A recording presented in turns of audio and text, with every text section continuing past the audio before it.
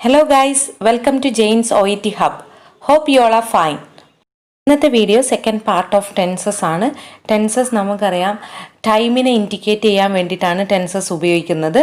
So കഴിഞ്ഞ വീഡിയോയിൽ നമ്മൾ സിമ്പിൾ പ്രസൻറ്റ് ടെൻസ് അതിൻ്റെ യൂസേജ് എന്തൊക്കെയാണ്, എങ്ങനെയാണ് സിമ്പിൾ പ്രസൻറ്റിൽ സെൻറ്റൻസ് ക്രിയേറ്റ് ചെയ്യേണ്ടത് ആൻഡ് അതിൻ്റെ പാസീവ് ഫോം എങ്ങനെയാണ്, ഇത്രയും കാര്യങ്ങൾ കഴിഞ്ഞ വീഡിയോയിൽ നമ്മൾ ചെയ്തിട്ടുണ്ട്. ഇന്നത്തെ വീഡിയോയിൽ നമ്മൾ ചെയ്യാൻ പോകുന്നത് പ്രസൻറ്റ് കണ്ടിന്യൂസ് ടെൻസ് ആണ്. നമുക്കറിയാം പ്രസൻറ്റ് ടെൻസിനെ 4ആയിട്ട് ഡിവൈഡ് ചെയ്തിട്ടുണ്ട്. Simple present tense, present continuous tense, present perfect tense and present perfect continuous tense. അപ്പോൾ ഇന്നത്തെ വീഡിയോയിൽ നമ്മൾ മെയിനായിട്ട് ഫോക്കസ് ചെയ്യുന്നത് പ്രസൻറ്റ് കണ്ടിന്യൂസ് ടെൻസ്. അത് എങ്ങനെയാണ്, അതിൻ്റെ യൂസേജസ് എങ്ങനെയാണ്, how to create sentences in present continuous tense, പിന്നെ അതിൻ്റെ പാസീവ് ഫോം. ഇങ്ങനെ ഈ 3 കാര്യങ്ങളാണ് നമ്മൾ ഇന്നത്തെ വീഡിയോയിൽ ഡിസ്കസ് ചെയ്യാൻ വേണ്ടി പോകുന്നത്. ആദ്യം നമുക്ക് കുറച്ച് എക്സാമ്പിൾസ് നോക്കാം. She is dancing, they are writing, I am teaching, you are listening. ഇതൊക്കെ പ്രസൻറ്റ് കണ്ടിന്യൂസ് ടെൻസിൻ്റെ എക്സാമ്പിൾസ് ആണ്. ഇവിടെ ആദ്യത്തെ സെൻറ്റൻസ് നോക്കുവാണെങ്കിൽ ഷീ ഈസ് ഡാൻസിങ്. അപ്പം അവിടെ ഷീ ആണ് സബ്ജക്റ്റായിട്ട് വരുന്നത്. സബ്ജക്റ്റ് സിംഗുലർ ആയതുകൊണ്ട് നമ്മൾ ഈസ് എന്ന ബി വേർബ് അവിടെ യൂസ് ചെയ്തു. And dancing is the main verb. Dance എന്ന വേർബിൻ്റെ കൂടെ ING ഫോം ചേർത്തിട്ട് നമ്മൾ ആ സെൻറ്റൻസിനെ കണ്ടിന്യൂസ് ടെൻസ് ആക്കി മാറ്റി. So this is what we did. And look at the second sentence. They are writing. ഇവിടുത്തെ സബ്ജക്റ്റ് ദേ ആണ്. സോ പ്ലൂറൽ ആയതുകൊണ്ട് തന്നെ നമ്മൾ അവിടെ ബി വേർബ് ആർ യൂസ് ചെയ്യുന്നു. പിന്നെ റൈറ്റിംഗ് ആണ് മെയിൻ വേർബ് വരുന്നത്. റൈറ്റ് പ്ലസ് ING ചേർത്ത് അത് കണ്ടിന്യൂസ് ടെൻസ് ആക്കി മാറ്റി. And the third sentence I am teaching. ഇവിടുത്തെ സബ്ജക്റ്റ് ഐ ആണ്. ഐയുടെ കൂടെ എപ്പോഴും ചേർക്കുന്ന ബി വേർബ് എന്ന് പറയുന്നത് ആം ആണ്.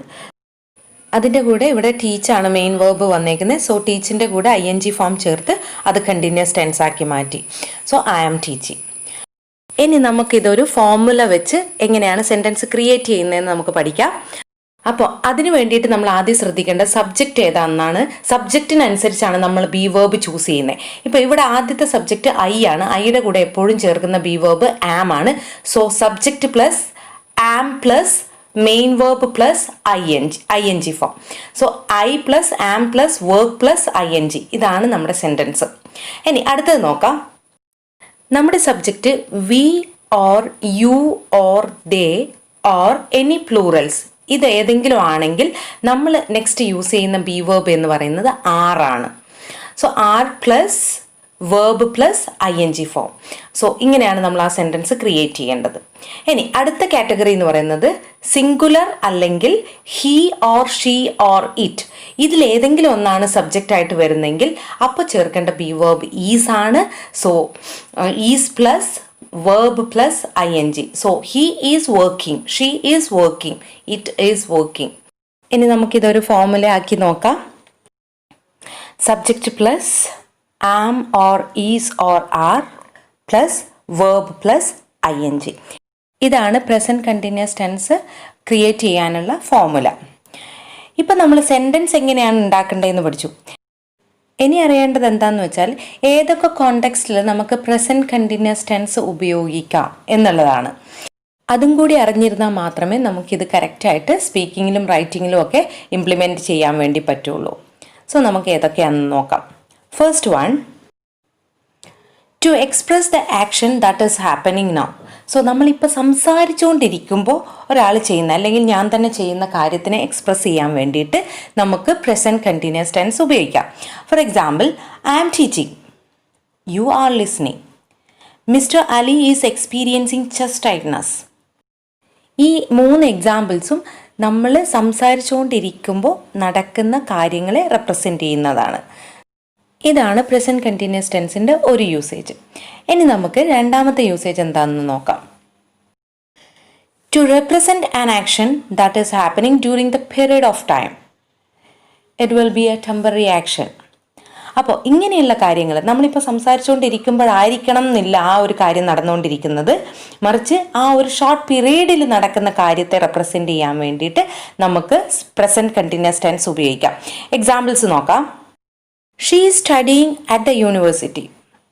സോ നമ്മളിപ്പം പറഞ്ഞുകൊണ്ടിരിക്കുമ്പോൾ അവൾ അവിടെ യൂണിവേഴ്സിറ്റി പഠിക്കുന്നു എന്നല്ല അതിൻ്റെ മീനിങ്. ഈ ഒരു പീരീഡിൽ അവൾ യൂണിവേഴ്സിറ്റിയിൽ പഠിച്ചുകൊണ്ടിരിക്കുകയാണ്, ഇതാണ് അതിൻ്റെ meaning. And the second example is her wound is healing well. So ഇതും ഒരു നമ്മൾ സംസാരിച്ചുകൊണ്ടിരിക്കുമ്പോൾ നടക്കുന്ന ഒരു കാര്യമല്ല, ഒരു പീരീഡ് ഓഫ് ടൈമിൽ നടന്നുകൊണ്ടിരിക്കുന്ന ഒരു കാര്യമാണ്. So that also can be represented in present continuous tense. And the third usage is to represent future plans or arrangements. എന്ന് പറഞ്ഞു കഴിഞ്ഞാൽ ഫ്യൂച്ചറിൽ നടക്കാൻ പോകുന്ന ഒരു കാര്യം നമ്മൾ ഇപ്പോഴേ പ്ലാൻ ചെയ്ത് വെച്ചിട്ടുണ്ടെങ്കിൽ അല്ലെങ്കിൽ അറേഞ്ച് ചെയ്ത് വെച്ചിട്ടുണ്ടെങ്കിൽ അങ്ങനെയുള്ള ഇവൻ്റ് ഓർ ആക്ഷനെ റെപ്രസെൻ്റ് ചെയ്യാൻ വേണ്ടിയിട്ട് നമുക്ക് പ്രസൻറ്റ് കണ്ടിന്യൂസ് ടെൻസ് ഉപയോഗിക്കാം. ക്ലിയർ ആയോ? അതൊരു എക്സാമ്പിൾ വെച്ച് നമുക്ക് നോക്കാം. We are going to New York next month. So it's a preplanned one. So these type of actions can be represented in present continuous tense. Then he is celebrating his birthday tonight. So that also a planned one. So we used present continuous tense. ഇനി നമുക്ക് നാലാമത്തെ use എന്താണെന്ന് നോക്കാം. To describe changes taking place, and that will be in a progressive way. ആ type of ആക്ഷനും നമുക്ക് present continuous ടെൻസിൽ ഉപയോഗിക്കാം. For example, pollution is increasing day by day. So ഇതൊരു പ്രോഗ്രസീവ് ആക്ഷനെ റെപ്രസെൻ്റ് ചെയ്യുന്നു and that is a change happening in the life.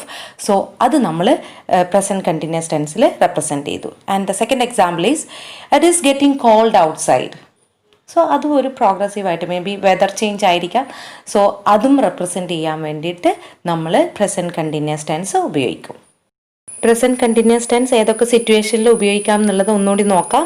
To express the action that is happening now, ഇപ്പം നടന്നുകൊണ്ടിരിക്കുന്ന ആക്ഷനെ റെപ്രസെൻ്റ് ചെയ്യാൻ വേണ്ടി ഉപയോഗിക്കാം. Second one, to represent an action that is happening during the period of time. ഈ ഒരു period of ടൈമിൽ നടന്നുകൊണ്ടിരിക്കുന്ന കാര്യങ്ങളെ റെപ്രസെൻ്റ് ചെയ്യാനും നമുക്ക് പ്രസൻറ്റ് കണ്ടിന്യൂസ് ടെൻസ് ഉപയോഗിക്കാം.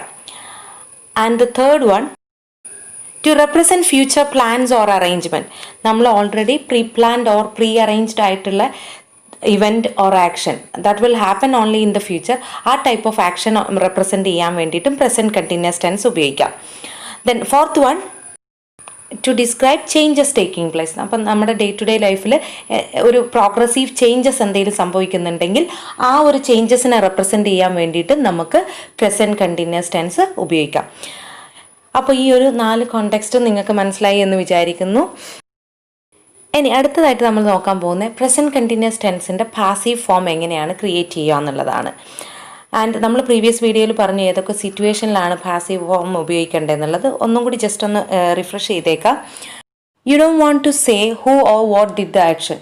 നിങ്ങളുടെ സബ്ജക്റ്റ് ആരാണ് എന്ന് നിങ്ങൾക്ക് മറ്റൊരാളോട് കമ്മ്യൂണിക്കേറ്റ് ചെയ്യണ്ട എങ്കിൽ you can use passive form. And the second one is you don't know who did the action. അപ്പോൾ അങ്ങനെ ചില സിറ്റുവേഷനിലുണ്ടാവും ആരാണ് ഈ പെർട്ടിക്കുലർ ആക്ഷൻ ചെയ്തേ എന്നുള്ളത് നിങ്ങൾക്ക് ക്ലിയർ അല്ലെങ്കിൽ ആ ഒരു സെൻറ്റൻസ് ക്രിയേറ്റ് ചെയ്യാൻ വേണ്ടിയിട്ട് നിങ്ങൾക്ക് പാസീവ് ഫോം ഉപയോഗിക്കാം. And the third one is the object is the most important part of the subject. അപ്പോൾ സബ്ജക്റ്റിനേക്കാളും പ്രാധാന്യം ഒബ്ജക്റ്റിനുണ്ടെങ്കിൽ ആ ഒരു സിറ്റുവേഷനിലും നിങ്ങൾക്ക് പാസീവ് ഫോം ഉപയോഗിക്കാം. ക്ലിയർ ആയല്ലോ? ഇനി നമുക്ക് പ്രസൻറ്റ് കണ്ടിന്യൂസ് ടെൻസ് പാസീവ് ഫോമിലോട്ടാക്കുമ്പോൾ സെൻറ്റൻസ് ക്രിയേറ്റ് ചെയ്യാൻ വേണ്ടിയിട്ട് ഏത് ഫോമുല വെച്ച് ചെയ്യാമെന്നുള്ളത് നോക്കാം. So that is subject plus am or is or are plus being plus V3 plus by plus object.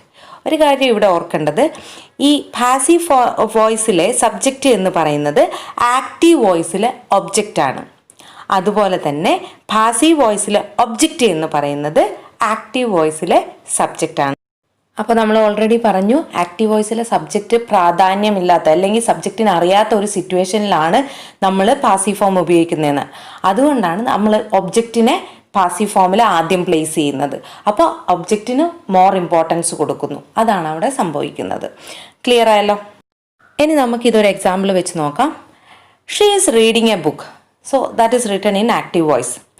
ഇനി അപ്പോൾ ഏതാണ് സബ്ജക്റ്റ്? ആദ്യം നോക്കേണ്ടത് ഏതാണ് സബ്ജക്റ്റ് എന്നുള്ളത്. ഷീ ആണ് സബ്ജക്റ്റ് ഇവിടെ. And what is the object? A book is the object. So ഞാൻ നേരത്തെ പറഞ്ഞു ആക്റ്റീവ് വോയിസിലെ ഒബ്ജക്റ്റ് ആണ് പാസീവ് വോയിസിലെ സബ്ജക്റ്റായി മാറുന്നത്.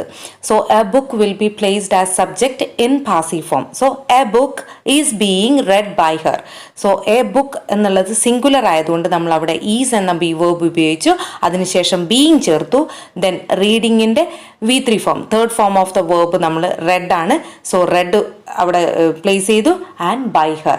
ഈ ബൈ ഹെർ എന്നുള്ളത് even we can avoid because നമ്മൾ ഈ ഒരു ഒബ്ജക്റ്റിന് വലിയ പ്രാധാന്യം അവിടെ കൊടുക്കാത്തതുകൊണ്ട്.